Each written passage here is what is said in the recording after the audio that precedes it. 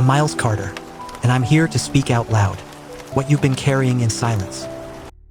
A new job, new walls, new faces, new pretending. I took it as something temporary, just to survive. No dreams, no illusions, just the need for money. They said, "Try it, let's see how it goes." I nodded. I always nod when I don't know what else to say. The first few days felt like a dream. Everything looked structured. Schedules, tasks, smiles.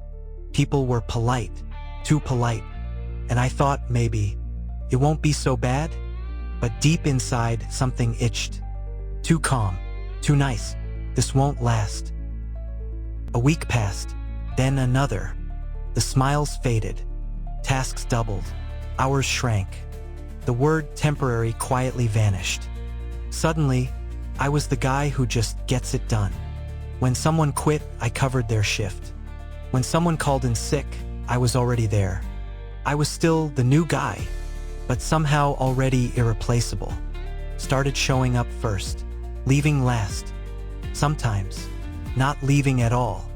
They said, "You're doing great. Just hang in there." And I did, because that's what we're taught, right? But inside, it kept building.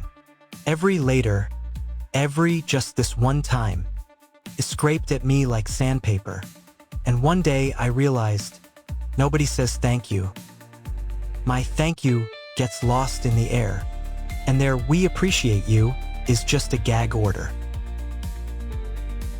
One night I stayed for a double shift because no one else showed up. They said, "You can handle it." I stood alone, surrounded by boxes. Phone dead, clock ticking. I felt like a security camera, seeing everything but invisible.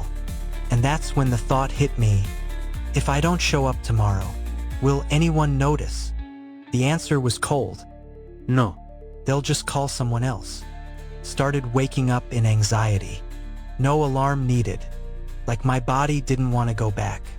But I still did, again and again. Because we're taught to work first, break later. If there's time, if there's energy left. Then one day, I was 20 minutes late. Maybe the alarm didn't ring. Or maybe I didn't want to hear it. When I walked in, my manager's face was red. He didn't yell, he whispered. Angry. I just stared, watching his lips move. But I wasn't listening. That's when I knew. I didn't care anymore. I nodded, turned around, and left. No drama, no last words.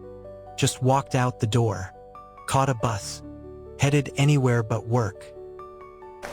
I sat in a cafe. Rain tapped against the window.